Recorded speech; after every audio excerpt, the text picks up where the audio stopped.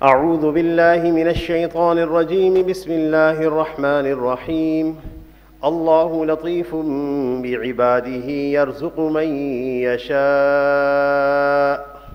صدق اللہ العظیم۔ اللہ رب العزت کی ذات بڑی قدرت والی ہے اور اللہ تعالیٰ ہی ہمارے رازق ہیں۔ ان اللہ هو الرزاق ذو القوة المتین، اللہ ہی رزق دینے والے ہیں جو بڑے زوراور ہیں، قدرت والے ہیں، طاقت والے ہیں۔ جب انسان اللہ کا دیے ہوا رزق اللہ تعالیٰ کے احکامات کو بجا لاتے ہوئے کماتا ہے، محنت کرتا ہے، اللہ تعالیٰ اس کے رزق میں برکتیں عطا فرماتے ہیں۔ برکت کا مطلب یہ ہے اللہ تعالیٰ اس کے دیے ہوئے رزق سے اس کے کام بنا دیتے ہیں۔ اللہ تعالیٰ اس کو دیے ہوئے رزق سے اس کے لیے آسانیاں پیدا فرماتے ہیں، اس کے لیے عافیت کا معاملہ فرماتے ہیں۔ انسان بسا اوقات یہ سمجھتا ہے کہ مجھے مال مل جائے تو میرے سارے کام بن جائیں گے۔ دنیا میں بہت سارے انسان ایسے بستے ہیں، ہزاروں مثالیں ایسی ہیں، آپ لوگوں کی نگاہوں کے سامنے بھی گزری ہیں، میری نگاہوں کے سامنے بھی گزری ہیں۔ مال بھی ہے، زمینیں بھی ہیں، سب کچھ ہے، لیکن اس سے نفع حاصل نہیں کر سکتے وہ لوگ۔ مختلف فتنوں میں، مختلف آزمائشوں میں مبتلا ہو گئے۔ مال آنے سے پہلے کوئی آزمائش نہیں تھی، مال آیا آزمائش میں مبتلا ہو گئے، مختلف حالات کا سامنا کر رہے ہیں۔ راتوں کی نیند ختم ہو چکی، دن کا آرام چلا گیا، صحت رخصت ہو گئی۔ اس لیے انسان اللہ سے رزق بھی مانگے اور رزق کی برکت بھی مانگے۔ رزق میں برکت کیسے ہوتی ہے؟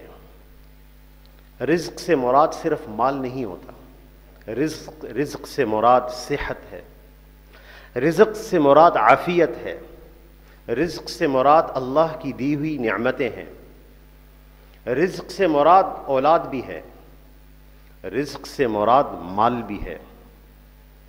ہر چیز جو اللہ تعالیٰ کی طرف سے ہمیں عطا کی گئی ہے وہ رزق ہے۔ اس رزق میں برکت کیسے ہو؟ یعنی ہمارے مال میں، ہماری اولاد میں، ہمارے کاموں میں برکتیں کیسے ہوں؟ آج بہت سارے لوگ یہ کہتے ہیں کہ جناب ہم کمائی بھی کرتے ہیں، محنت بھی کرتے ہیں اور سال بھر کا خرچ، ماہانہ وظیفہ بھی ملتا ہے، تنخواہ بھی ملتی ہے، کاروبار کرتے ہیں، پیسے بھی آتے ہیں، لیکن پتہ نہیں کہاں چلے جاتے ہیں، ضرورتیں پوری ہونے سے رہ جاتی ہیں، ہمیشہ معاش کا مسئلہ رہتا ہے۔ تو اللہ تعالیٰ سے ہمیں رزق بھی چاہیے اور رزق کی برکت بھی چاہیے۔ برکت، اللہ جل شانہ رزق میں برکت عطا فرمائے، اس کا ایک معنی یہ ہوتا ہے کہ اللہ جل شانہ بالذات اس چیز میں اضافہ کر دیں، اور اللہ تعالیٰ اس پر پوری قدرت رکھتے ہیں، کامل قدرت رکھتے ہیں، بالذات اضافہ کر دیں، اس چیز سے نفع کئی سالوں تک رہے۔ حضرت مولانا سید ابو الحسن علی ندوی رحمۃ اللہ علیہ نے اس کتاب میں جہاں ملفوظات لکھے ہیں مولانا الیاس رحمۃ اللہ علیہ کے، بانی تبلیغی جماعت، اس میں کہنے لگے دفعہ ہم ان کے کمرے میں بیٹھے ہوئے تھے تو ایک پلنگ پڑا ہوا تھا۔ کہنے لگے مولانا یہ پلنگ جو ہے یہ ہمارے دادا کے زمانے سے ہے، تو کوئی حساب لگایا تو 70 سال اس کو ہو چکے تھے۔ کہنے لگے مولانا 70 سال سے ہم اس سے نفع حاصل کر رہے ہیں۔ مولانا اس کو برکت کہتے ہیں، اللہ جل شانہ چیزوں میں برکت دیتے ہیں۔ آپ صلی اللہ علیہ وسلم کے پاس حضرت ابو ہریرہ رضی اللہ تعالیٰ عنہ تشریف لائے، کسی غزوہ میں، سفر میں آپ نے ان کو بلایا، وہ تشریف لائے، آپ نے فرمایا آپ کے پاس کھانے کے لیے کچھ ہے؟ وہ کہنے لگے یا رسول اللہ یہ چھوٹا سا تھیلا ہے جس میں چند کھجوریں ہیں۔ آپ نے فرمایا کھجوریں نکالو۔ میں نے نکالی، آپ صلی اللہ علیہ وسلم نے برکت کی دعا فرمائی، پھر آپ نے فرمایا ان کھجوروں کو اپنے تھیلے میں ڈال لو، کھاتے بھی رہو کھلاتے بھی رہو۔ تو میں نے وہ کھجوریں تھیلے میں ڈال لیں۔ ابو بکر صدیق رضی اللہ تعالیٰ عنہ کا زمانہ گزرا جس کی مدت 2 سال 3 ماہ ہے۔ حضرت عمر رضی اللہ تعالیٰ عنہ کا زمانہ بھی گزر گیا، زمانہ خلافت، جس کی مدت 10 سال ہے اور 6 ماہ اس کے اوپر زائد. اور پھر حضرت عثمان رضی اللہ تعالیٰ عنہ کی زمانہ خلافت کی مدت بھی گزری جو تقریباً 12 سال ہے. تو 24 سال سے زائد عرصے تک میں اس میں سے کھجوریں نکالتا رہا، کھاتا بھی رہا، کھلاتا بھی رہا. اور وہ خود کہتے ہیں کہ میں نے 1000 من تک کھجوریں اس میں سے نکالی. اور مجھے حضرت عثمان رضی اللہ تعالیٰ عنہ کی شہادت پر دوہرا دکھ تھا. لوگوں کو ایک دکھ تھا، حضرت عثمان رضی اللہ تعالیٰ عنہ کی شہادت کا مجھے دوہرا دکھ تھا، کیونکہ اس بلوہ میں میرا تھیلا بھی کسی نے چھین لیا تھا. جب بلوہ ہوا اور فساد ہوا تو اس میں میرا تھیلا بھی کسی نے چھین لیا، تو وہ برکت مجھ سے جاتی رہی. تو رزق میں برکت کیسے ہو؟ سب سے پہلی بنیادی بات، ہر کام کے شروع میں بسم اللہ پڑھنا، کام کے آغاز میں بسم اللہ پڑھنا. اس کی تعلیم، اس کی تربیہ، اس کی ترغیب ہو. آپ صلی اللہ علیہ وسلم کا ارشاد ہے کل امر ذی بال لم یبدأ ببسم اللہ الرحمن الرحیم فهو اقطع. ہر وہ کام جس کے شروع میں بسم اللہ نہ پڑھی جائے وہ بے برکت ہوتا ہے. ہم سب چاہتے ہیں کہ برکت شامل حال ہو جائے. میرے کام میں بسم اللہ الرحمن الرحیم پڑھنے سے برکت شامل حال ہو جائے گی. محدثین نے اس کا معنی لکھا ہے کہ اللہ تعالیٰ کی نصرت اور مدد بندے کے کاموں میں شامل ہو جائے گی. یہ کام پایا تکمیل تک پہنچے گا. جو نفع مقصود ہے اللہ وہ عطا کریں گے. ہر آفت اور تکلیف سے محفوظ فرما دیں گے. بسم اللہ معمولی کلام نہیں ہے. اللہ پاک ہم اس کی عظمت اور اس کی جلالت کی سمجھنے کی توفیق عطا فرمائے. بسم اللہ جو ہم شروع کرتے ہیں، با مصاحبت کے لیے ہے یا استعانت کے لیے؟ حرف جارہ ہے. اسم کا معنی آپ جانتے ہیں، نام. لفظ اللہ اسم اعظم ہے، اسم اعظم. اور رحمان کہتے ہیں وہ ذات جس کی رحمت بہت عام ہو، جس کا ہم ترجمہ کرتے ہیں نہایت مہربان. کیونکہ رحمان وہ رحمت ایسی ہے جو دنیا میں بھی ملتی ہے اور آخرت میں بھی ملے گی. لہذا رحمان دنیا میں کافروں پہ بھی ہے، مؤمنین پر بھی ہے. اور رحیم خاص رحمت والا، جس رحمت کا تعلق آخرت میں ہے. اور عبداللہ بن عباس رضی اللہ تعالی عنہما فرماتے تھے کہ رحمان اس ذات کو کہتے ہیں جس سے جو مانگا جائے وہ عطا کر دے. عبداللہ بن مبارک فرماتے تھے. اور رحیم اسے کہتے ہیں جو نہ مانگنے پہ ناراض ہو. وقال ربکم ادعونی استجب لکم ان الذین یستکبرون عن عبادتی سیدخلون جہنم داخرین. تمہارے رب یہ کہتے ہیں تم مجھ سے مانگا کرو، میں تمہاری دعائیں قبول کرتا ہوں. نہیں مانگو گے، تکبر کرو گے، ذلیل کر کے جہنم میں داخل کروں گا. نہ مانگنے پہ ناراض ہونے والا وہ رحیم ہے، مانگنے پہ عطا کرنے والا رحمان ہے. ایسے کلام کے ساتھ ہم اپنے کام کا آغاز کریں. کیوں نہ آغاز کریں؟ تبارک اسم ربک، تیرے رب کا نام بڑا بابرکت ہے. ذی الجلال والاکرام، جو بڑی عزت والا بھی ہے اور جلال والا بھی ہے. اللہ الذی جعل لکم الارض قرارا، تیرا اللہ وہ ہے جس نے زمین کو ٹھہرنے کی جگہ بنایا. والسماء بناء، آسمان کو چھت بنایا. وصورکم فاحسن صورکم، تمہاری بہترین صورتیں بنائی. ورزقکم من الطیبات، تمہیں بہترین رزق دیا. ذالکم اللہ ربکم، یہ ہے تمہارا رب. فتبارک اللہ، تمہارا رب بڑا بابرکت ہے، بڑی عظمت والا ہے، تمام جہانوں کا رب ہے. تو اللہ کا نام لینا ہر چیز کی شروع میں. ہم اپنے ملازمین کو سکھائیں، ہم اپنے ماتحت کو سکھائیں. ہم خود کام کرنے والے لوگ بسم اللہ پڑھ کر آغاز کریں کام کا. بسم اللہ الرحمن الرحیم پڑھ کے آغاز کریں. اور پھر آپ صلی اللہ علیہ وسلم کے ارشاد ہے، اسی وجہ سے آپ نے فرمایا اذا دخل الرجل بیتہ، جب آدمی گھر میں داخل ہو، وَيَذْكُرُ اللَّهَ عَزَّ وَجَلَّ عِنْدَ طَعَامِهِ وَدُخُولِهِ، گھر میں داخل ہوتے وقت اللہ کا نام لے لے اور کھانا کھانے کے وقت اللہ کا نام لے لے، تو شیطان اپنی جماعت سے یوں کہتا ہے لا مبیت لکم ولا عشاء، اس گھر میں نہ تمہارا قیام ہے نہ اس گھر میں تمہارا کھانا ہے، یہاں تم نہیں رہ سکتے. گھروں میں شیاطین کی تکلیف، رات کو بچے رونا شروع ہو جاتے، روئے جا رہے ہیں، ماں باپ پریشان، ان کو کیا ہو گیا؟ نیند کی تکلیف، نیند کا فساد، نیند جو باعث راحت ہے وہ رات کو نیند پوری نہیں ہوتی، اب صبح کاموں پہ جانا ہے۔ اس کے اسباب ہوتے ہیں کچھ، جنات کا داخلہ، شیاطین کا داخلہ۔ تو یہ گھر میں داخل ہوتے وقت سنت کے مطابق اگر ہم داخل ہو جائیں بہت بڑی خیر ہے۔ ہمارے نبی صلی اللہ علیہ وسلم ہمیں وہ باتیں سکھا کر گئے ہیں، واللہ دنیا آخرت کی ساری خیریں ہم سمیٹ لیتے ہیں ایک جملے کے اندر۔ مرنے کے بعد احساس ہوگا، میں آنکھیں بند ہونے پر احساس ہوگا کتنی بڑی نعمت سے ہم محروم ہو گئے۔ ہمارے نبی صلی اللہ علیہ وسلم نے ہمیں دعا سکھائی گھر میں داخل ہوتے وقت۔ میں دعا کا ترجمہ صرف آپ کے سامنے رکھ دیتا ہوں، کسی کے ذہن میں ایسا مضمون آ سکتا ہے؟ دنیا کا بڑا سا بڑا کوئی عاقل لے کر آئے، عقل مند، جو اس مضمون سے اللہ سے مانگ سکے جو ہمارے نبی صلی اللہ علیہ وسلم نے ہمیں سکھا دیا۔ عربی میں یاد نہ ہو، اردو میں مانگ لیں۔ اللہم انی اسألوک خیر المخرج خیر المولج وخیر المخرج۔ اے اللہ، میں آپ سے داخلے کے وقت کی بھی اور گھر سے نکلنے کے وقت کی خیر مانگتا ہوں۔ موبائل کو جیب میں رکھیں تھوڑی دیر کے لیے، گھر میں موبائل کان سے لگا کر داخل ہونا سنت رسول نہیں ہے صلی اللہ علیہ وسلم۔ تمام ضروری کام باہر کر لیں، جیب میں ڈال کر تھوڑی دیر ٹھہر جائیں، دعا مانگ کر داخل ہوں۔ ہم نہیں جانتے داخل ہوتے ہی نہ جانے کیا تکلیف ہمارا انتظار کر رہی ہے۔ ہم پریشانی کے عالم میں باہر سے آ رہے ہیں، گھر میں داخل ہوتے ایک نئی تکلیف منتظر ہے۔ کسی بچے کو نقصان پہنچ گیا، ہاسپٹل کی طرف دوڑو، یا کوئی اور ضرر ہمارا منتظر ہو، ہم اللہ سے کیوں نہ مانگیں؟ اللہم انی اسألوک۔ آپ خود سوچیں، میں اپنے گھر والوں کے لیے کتنی بڑی خیر مانگ رہا ہوں۔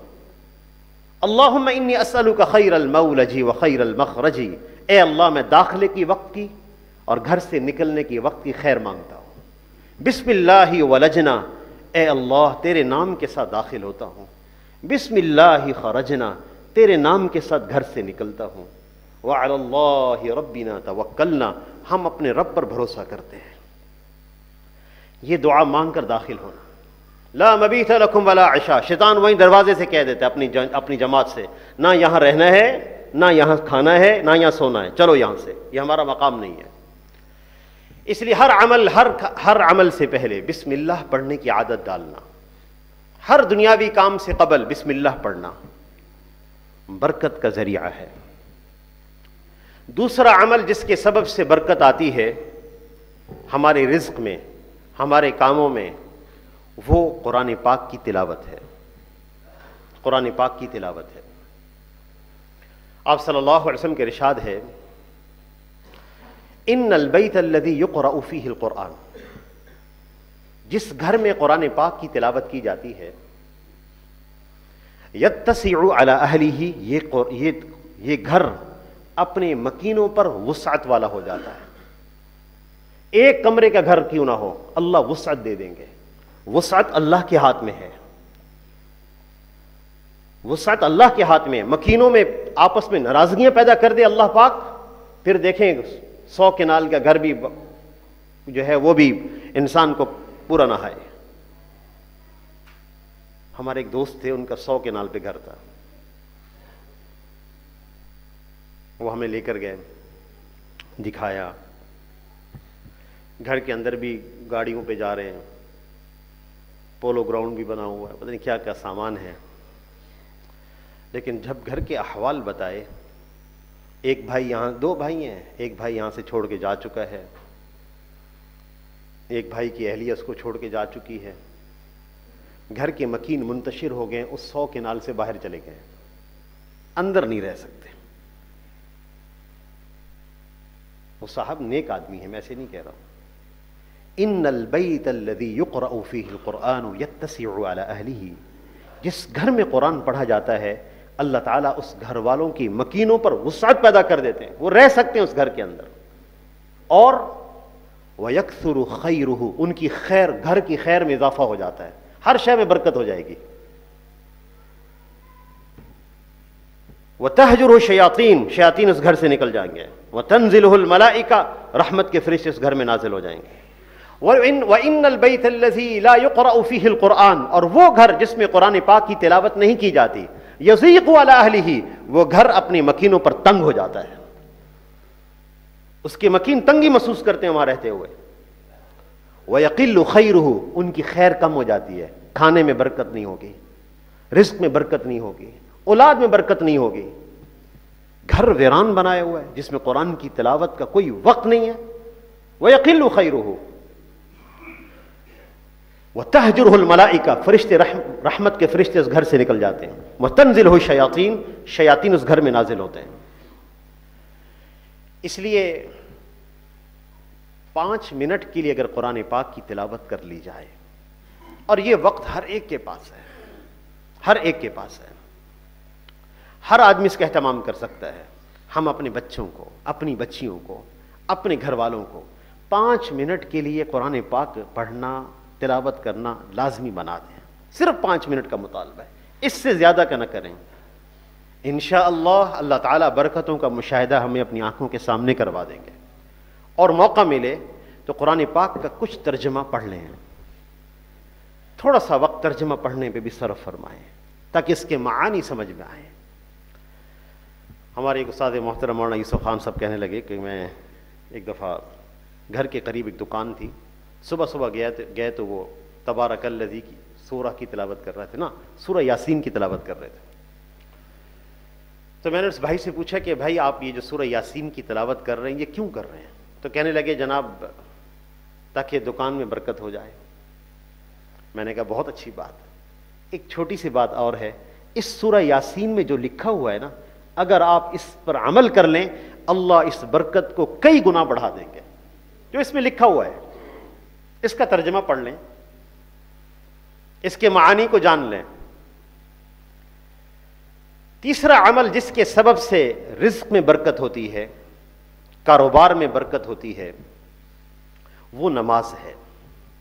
وَأْمُرْ أَهْلَكَ بِالصَّلَاةِ، اپنے گھر والوں کو نماز کا حکم کیجیے. وَاسْتَبِرْ عَلَيْهَا، خود بھی ثابت قدم رہیے. مفسرین نے لکھا ہے کہ نماز پر آدمی ثابت قدم تب رہ سکتا ہے جب وہ ارد گرد کا ماحول نمازی بنائے، ارد گرد کے ماحول کو، لوگوں کو نمازی بنائے. یہ تب ثابت قدم رہ سکتا ہے. گھر کے سارے افراد نمازی ہوں، نماز پر ثابت قدمی نصیب ہو جائے گی. وگرنہ تنہا نماز پڑھنے والا کسی وقت بھی غفلت کے سبب سے نماز چھوڑ دے گا. ہم جہاں کاروبار کرتے ہیں، جہاں ہماری فیکٹری ہے، ہمارا کام ہے، جہاں ہم ورکر ہیں، جہاں ہم خود CEO ہیں، ہم نماز باجماعت کا اہتمام کریں. ہمارے دوست ہیں بھائی امتیاز غنی صاحب، غنی گلاس والے، ان کی فیکٹری میں جانا ہوا تو ماشاءاللہ ہزاروں ملازمین ہیں. تو بتا رہے تھے کہ اللہ ہم نے کوشش کی، محنت کی، 5000 سے زیادہ ملازمین ہیں، اللہ تعالیٰ نے سب کو 100% نمازی بنا دیا. سب 100% نماز پڑھتے ہیں. کتنی برکت اس فیکٹری کے اندر ہوگی. اور انہوں نے ہمیں خود بتایا مولانا کہ ہم کوئی کاروبار شروع کرتے ہیں اللہ اتنی برکت دیتے ہیں، ہمارے پاس وقت نہیں ہوتا، آرڈر ہی آرڈرز ہیں، اور ہم رات دن فیکٹریز چلا رہے ہیں، لیکن ہم نے اس چیز کو نہیں چھوڑا. سب ملازمین 100% نمازی ہیں. ایک نمازی انسان محنت کر رہا ہے، کام کر رہا ہے، اس کے کام میں برکت ہے. وَأْمُرْ أَهْلَكَ بِالصَّلَاةِ وَاصْطَبِرْ عَلَيْهَا، اپنے گھر والوں کو نماز کا حکم کیجیے اور اس پر ثابت قدم رہیے. لا نسألک رزقا، ہم آپ سے ایسا رزق نہیں کموانا چاہتے، اللہ تعالیٰ فرما رہے ہیں ایسا رزق نہیں کموانا چاہتے جو اللہ کے احکامات میں رکاوٹ بنے. یاد رکھیے رزق انسان حاصل نہیں کر سکتا اللہ کے حکم کے بغیر. محنت کر سکتا ہے، رازق اللہ ہے. اس کی ایک مثال اللہ نے دی ہے، چھوٹی سی مثال. اس کی تطبیق ہم اپنے تمام کاموں پہ کریں گے. تاجر اپنی تجارت پر کرے، بزنس مین اپنی بزنس پر کرے. تطبیق مثال کیا ہے؟ افرأیتم ما تحرسون، کیا یہ جو تم دانا پھیرتے ہو کھیتوں کے اندر، زراعت کرتے ہو، اانتم تزرعونہ ام نحن الزارعون، کیا تم اگاتے ہو یا ہم اگاتے ہیں؟ کومپل کا پھٹنا، پودے کا بننا، پھول کا بننا، پھل کا آنا کس کے اختیار میں ہے؟ بالکل اسی طرح تمام نظام کے اندر، تجارت کے اندر، بزنس کے اندر، کاروبار کے اندر رزق کا حاصل ہونا اللہ کے حکم سے ہے. ایک ہی جیسے بہت سارے لوگ کام کرتے ہیں، بعضوں کو چیز حاصل ہوتی، بعضوں کو نہیں حاصل ہوتی. یہ دلیل ہے رزق دینے والے اللہ ہے. اس لیے اللہ تعالیٰ نے فرمایا لا نسألک رزقا، ایسا رزق ہم نہیں کموانا چاہتے جو ہماری اطاعت میں رکاوٹ بنے. نحن نرزقک، رزق ہم تمہیں دیتے ہیں. لہذا جب اللہ کا حکم آئے گا ہم رزق چھوڑ کر ہم اس محنت کو چھوڑ کر نماز کی طرف جائیں گے. آپ صلی اللہ علیہ وسلم کا ایک ارشاد ہے، اور حرز جام بنانے کے لیے ارشاد ہے، یقین کیجئے، اور حدیث قدسی ہے. اللہ تعالیٰ ہمیں اس کا یقین عطا فرمائے. آپ صلی اللہ علیہ وسلم نے فرمایا، ارشاد فرمایا کہ اللہ تعالیٰ فرماتے ہیں یا ابن آدم، اے ابن آدم، تفرغ لعبادتی، میری عبادت کے لیے فارغ ہو جا. املأ صدرک غنا، میں تیرے سینے کو غنا سے بھر دوں گا. واسد فقرک، تیری تنگدستی بند کر دوں گا، روک دوں گا، فقر نہیں آنے دوں گا. وَإِلَّا تَفْعَلْ، اگر تو نے ایسا نہ کیا، اللہ کی اطاعت ضروریہ کے لیے وقت نہیں نکالا، نماز کے لیے وقت نہیں نکالا، فرض حج کی ادائیگی کے لیے وقت نہیں نکالا، رمضان کے فرض روزوں کے لیے وقت نہیں نکالا، اگر تو نے ایسا نہ کیا، وَإِلَّا تَفْعَلْ، اگر تو نے ایسا نہ کیا، ملأت صدرک شغلا، میں تیرے سینے کو اشغال سے بھر دوں گا، ہر وقت کاموں کی فکر، ہر وقت کاموں کی فکر، اور تیرا فقر بند نہیں کروں گا، تجھے کاموں کا ہجوم نظر آئے گا. اس لیے آپ صلی اللہ علیہ وسلم ایک دعا مانگا کرتے تھے، عربی میں یاد ہو جائے ٹھیک، ورنہ اردو میں مانگیں، اپنی دعاؤں میں حصہ بنائیں. اللہم لا تجعل الدنیا اکبر ہمنا، اے اللہ ہمارا سب سے بڑا غم دنیا کو نہ بنائے. اور بھی بڑے غم ہیں بھائی، بڑے غم ہیں. اللہم لا تجعل الدنیا اکبر ہمنا، سب سے بڑا غم دنیا کو نہ بنائے. ولا مبلغ علمنا، ہمارے علم کی انتہا دنیا کو نہ بنائے. صرف دنیا کا علم ہے، باقی دین کا کوئی علم نہیں، فرائض کا علم نہیں، دین کا علم نہیں، ایسا نہ ہو. ولا غایت رغبتنا، ہماری تمام مرغوبات کی انتہا دنیا کو نہ بنائے. آخرت بھی ہے، جنت بھی ہے، اللہ کی رضا بھی ہے، یہ بھی تو مرغوبات ہیں، تو دنیا صرف مرغوب نہ بن جائے. آپ صلی اللہ علیہ وسلم یہ دعا سکھایا کرتے تھے. چوتھی بات جس کی وجہ سے رزق میں برکت ہوتی ہے وہ صبح کے آغاز میں کام کرنا. آپ صلی اللہ علیہ وسلم نے دعا مانگی ہے، آپ نے فرمایا اللہم بارک لامتی فی بکورہا، اے اللہ میری امت کے کاموں میں صبح میں، بکور بکرا کہتے ہیں بالکل دن کی ابتدا، وہ اسفار جب ساری دنیا روشن ہو جائے، سورج کے بالکل طلوع ہونے کے وقت، یا سورج طلوع ہو جائے اور روشنی پھیل جائے، یا اس سے قبل کا وقت، یا اس کے بعد کا وقت، یا عند طلوع کا وقت، اسفار کہلاتا ہے. اللہم بارک لامتی فی بکورہا، اے اللہ میری امت کی صبح کی ابتدا میں برکت عطا فرما. صبح کی ابتدا میں، اس لیے کاروبار وہ بڑے بابرکت ہیں جو ابتدا سے ہوتے ہیں، دن کی ابتدا سے شروع ہوتے ہیں. آپ صلی اللہ علیہ وسلم کے ارشاد ہے، قرآن پاک میں اللہ جل شانہ نے فرمایا وَجَعَلْنَا نَوْمَكُمْ سُبَاتًا، ہم نے نیند تھکن کو دور کرنے کا ذریعہ بنایا اس کو. وَجَعَلْنَا اللَّيْلَ لِبَاسًا، اور رات کو لباس بنایا. وَجَعَلْنَا النَّهَارَ مَعَاشًا، دن کو روزی کمانے کا ذریعہ بنایا. هُوَ الَّذِي جَعَلَ لَكُمُ اللَّيْلَ، اللہ نے تمہارے لیے رات اس لیے بنائی لِتَسْكُنُوا فِيهَا، تاکہ تم آرام کرو. وَالنَّهَارَ مُبْصِرًا، دن کو روشن بنایا. دن کی ابتدا میں کاموں کا آغاز کرنا اور شام میں جلدی کاموں کو بند کرنا، جلدی آغاز کرنا اپنے کاروبار میں، اپنے رزق میں، اپنے کاموں میں، یہ برکت کا ذریعہ ہے. اللہ اکبر. ہمارے ملک میں اس کا انتظام نہیں ہے کہ لوگ ایسا نہیں کرتے. ریاست کی ذمہ داری ہوتی ہے نظام بنانا، لوگوں کی بھی ذمہ داری ہوتی ہیں، ریاست کی بھی ذمہ داریاں ہوتی ہیں. میں چند مثالیں پیش کرتا ہوں. چائنا میں ایک دفعہ ہم تھے، جنوبی کوریا کے پاس ایوو ایک علاقہ ہے چائنا میں، اس کے تجارتی مرکز میں ہمارا جانا ہوا. غالباً اب مجھے یاد نہیں کہ وہ بتاتے تھے 1,00,000 دکانیں ہیں شاید اس تجارتی مرکز میں، 35 اس کے گیٹ تھے، ایک گیٹ سے دوسری گیٹ پہ بس پہ جانا ہوتا تھا. تجارتی مرکز میں صبح سے کام شروع ہوتا تھا، اور جب 5 بجتے تھے گورنمنٹ کی طرف سے لائٹ بند کر دی جاتی تھی. ان ہزاروں دکانوں کی لائٹس بند، ڈورز بند، سارے مجمع کو باہر نکال لیتے. 5 بجے سارا کاروبار ختم، ہو کا عالم طاری ہو گیا. وہ قوموں نے اپنی عقل کے ذریعے پہچانا ہمارا دین فطرت اسلام پر، ہمارا دین فطرت پر ہے۔ اللہم بارک لامتی فی بکورہا، ہماری امت کو اللہ برکت، میری امت کی برکت صبح کے کام میں رکھیں۔